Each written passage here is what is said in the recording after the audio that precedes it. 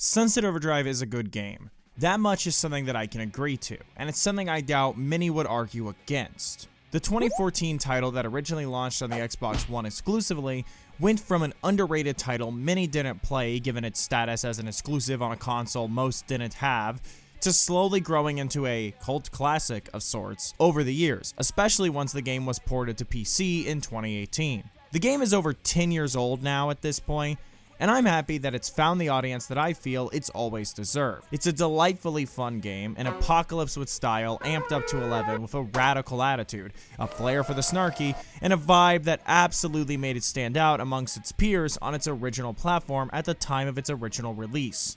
Its strongest traits are its flashy style, as well as its generally fun gameplay loop. I still think the game is a great example of what to do when designing an open world title. If I play your open world game and I actively avoid using fast travel, that's a sign of a good damn game, because you've made traveling through the game itself one of the most fun parts of the experience. Grinding rails, bouncing on almost everything, running against walls, chaining all these actions into one another to chain parkour combos, it's all just so damn satisfying and fun. Sunset Overdrive does have fast travel, sure. But why would I ever use that when going through beautiful Sunset City myself is just so much fun on its own, to the point where I continuously find myself getting caught up in just enjoying myself as I find new ways to do travel combos as I go across the game's world. Spider-Man, another Insomniac game that the studio would put out after this one, was another game where I actively avoided fast travel, but while that game coasted heavily on the thrill of just being Spider-Man, I think Sunset Overdrive outshines it by just simply being fun to travel.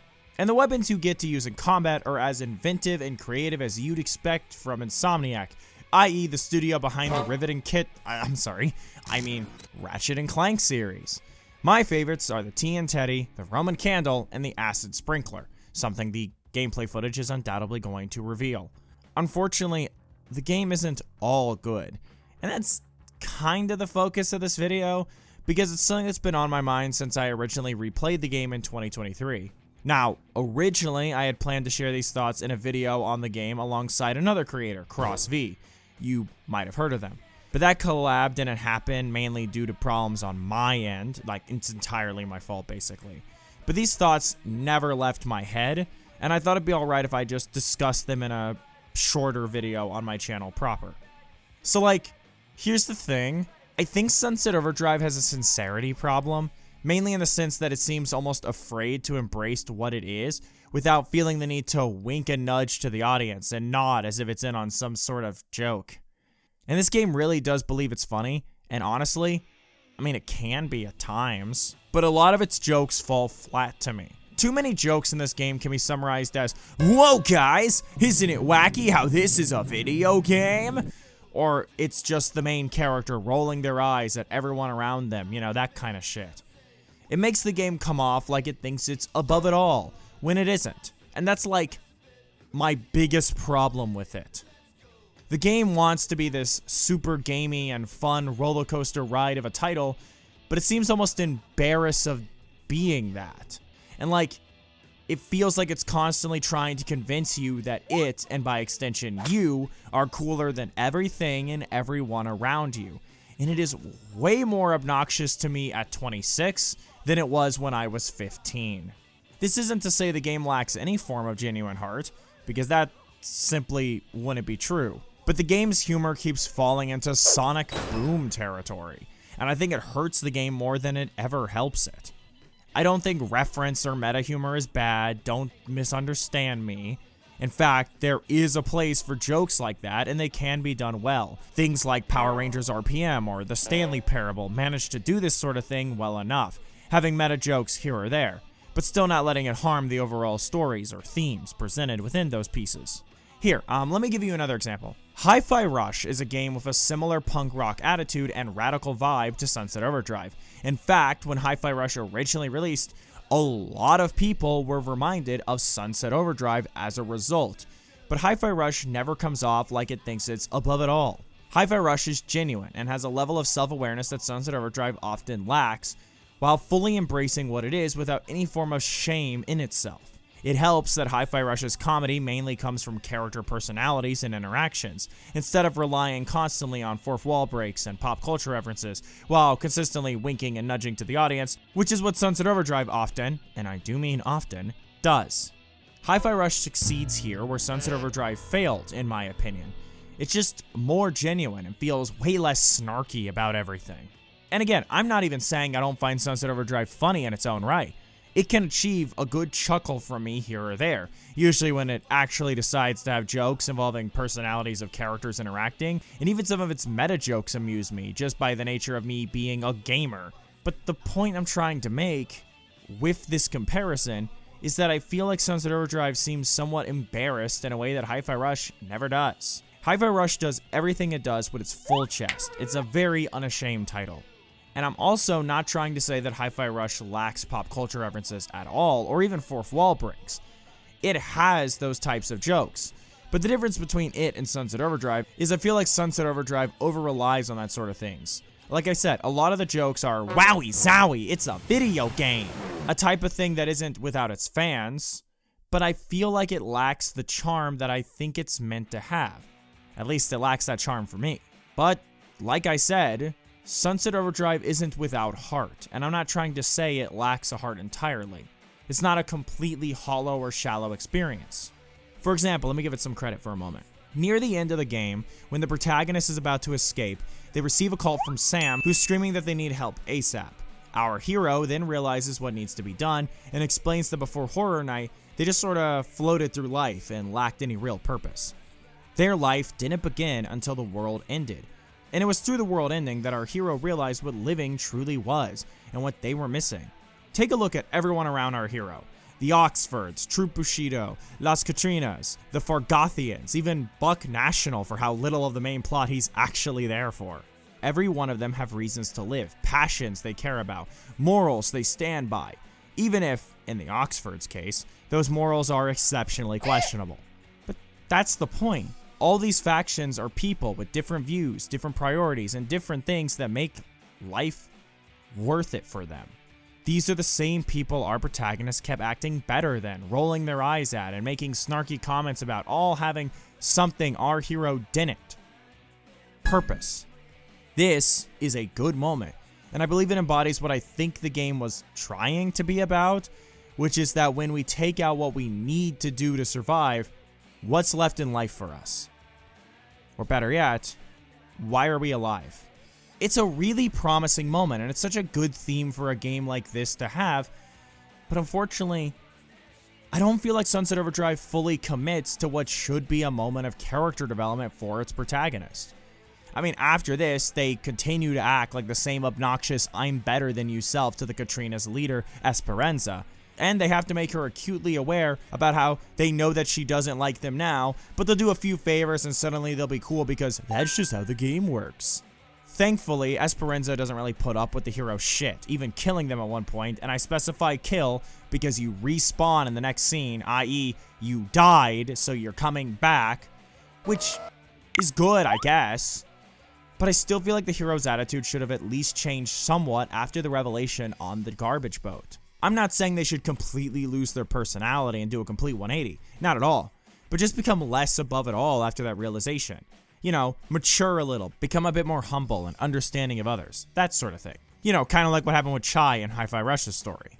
You see, I don't just keep bringing up Hi-Fi Rush because it's a colorful and aesthetically punk game like Sunset Overdrive, but it's also because Chai's character arc, to me, feels like what I saw in the Sunset Overdrive protagonist, but fully realized. Chai, like the protagonist, starts his story as a narrow-minded and self-centered rockstar type who doesn't give much thought to the bigger picture of things. He goes into the Armstrong program with the plan of getting a new arm and then becoming a rockstar. Those are the only two steps. He has no real grasp of all the steps that come between those two spots. During the procedure, he gets his MP3 player lodged into his chest and gains rhythm powers as the whole world around him gains a beat he never noticed before. He quickly finds himself wrapped up in a revolutionary plot against the company Whalley, the same one who was in charge of the Armstrong program, and, over the course of the game, he gains new friends and learns to become less self-centered and tunnel vision due to his time working with them and the journey as a whole. I went into a little bit more detail on this in my dedicated video on Hi-Fi Rush. And this is all very similar, in theory, to what happens in Sunset Overdrive with its hero. But unlike Sunset Overdrive, Hi-Fi Rush is committed to its themes of unity and how embracing not just your own unique rhythm, but also accepting the rhythms of others to create a band that can do great things you couldn't do by yourself, and that shows through every aspect of that game, such as its mechanics with the teammate summoning, which adds extensions to Chai's toolkit as a playable character, and become exceptionally useful as enemies require certain teammates to properly open themselves up and be defeated. And while Sunset Overdrive provided lip service to an arc its protagonist never truly committed to, Hi-Fi Rush instead has Chai actually grow and change naturally over the course of the story, and we see this change in how he interacts with those around him.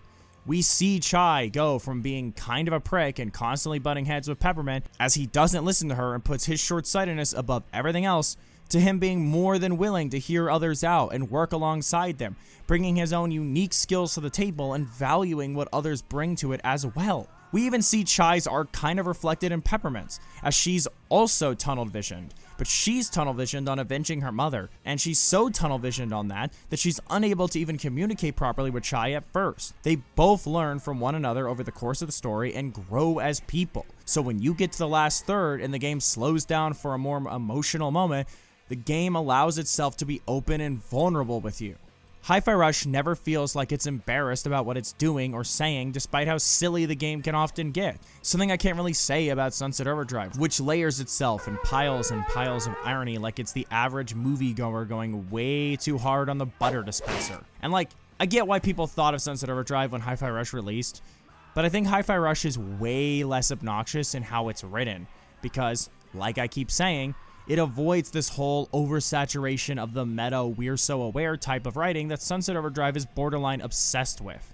You know, it's funny. I was writing this video and I had the idea to do this video because of a YouTube channel named Tactical Bacon Productions, who, as of late, has been releasing shorter, like, analytical content between larger other types of videos, where, like, he'll often talk about a specific talking point regarding a game that he wants to dive into and unwrap. And while writing this video, Tactical Bacon Productions released a video on a game called Eat Lead. And it kind of has a lot of the same problems I feel Sunset Overdrive does, where it constantly acts like it's better than its peers, refusing to have anything resembling a genuine moment. And the funniest thing is, Bacon even mentioned Sunset Overdrive in that video in a way that kind of sort of echoed my sentiment on the game, which in a way gave me even more confidence to finish this script and put this video out there. Sunset Overdrive's biggest problem is it seems almost afraid to be genuine. So it's gotta wrap its heart up in irony and snarky quips so it can appear cool, which I find really obnoxious and also kind of depressing. It feels ironic for a game that, from its reveal trailer all the way until release, was marketing itself as something unique and different from other shooters of the early 2010s, mocking the cover shooters of the day. Yet it seems way more insecure than any of the games it was making fun of. Gears of War is a series that often gets mocked, but it wasn't a series that I'd ever call insecure, at least not at the time Sunset Overdrive was coming out. And on the surface, Gears of War is the exact kind of gray and brown third-person cover shooter that Sunset Overdrive was mocking in its reveal. Some would even argue Gears is why the third-person cover shooter became so popular in the late 2000s and early 2010s. I mean, I guess when I think about it, it's pretty fitting that the first thing Sunset Overdrive did in its marketing was act above it all and make fun of everything that wasn't it. After all, that's what our protagonist does for a lot of the game's runtime. The game doesn't allow itself to be vulnerable, and I find that exhausting. Even in its ending, because Sunset Overdrive presents a conclusion where the big final fight where everyone you've met come together to fight against a massive army of Fizco bots and monsters ends with our heroes sacrificing themselves for the sake of others. It's a tad cliched, sure, but it'd be a conclusion that emphasized how the protagonist grew past being a selfish and arrogant jerk, learning to find value in others, and emphasizing that with a sacrifice where they put the needs of everyone else before themselves. And like, don't misunderstand me, that ending would not be perfect. It contradicts earlier scenes that canonize the protagonist's ability to respawn, and the implications of self-sacrifice as a trope are up for debate. Plus, it wouldn't really make up for the lack of a proper arc across the game's runtime, and it would kind of feel like there was a middle part we were kind of missing. But it still would have been something. But no, The protagonist comes out upset at the ending during the credits and mocks the idea of the game ending like that, before forcing the credits to rewind and rising from the dead, because they're just that fucking awesome and cool and epic and sick and tubular and radical and, like, compare this to Hi-Fi Rush's ending, where it just plays its conclusion straight, and it allows for an emotional payoff from the narrative to actually be reached, all while putting a nice final bow on the game's themes and story, while leaving the ending somewhat open for a sequel without baiting for it. Like, you get the point, right?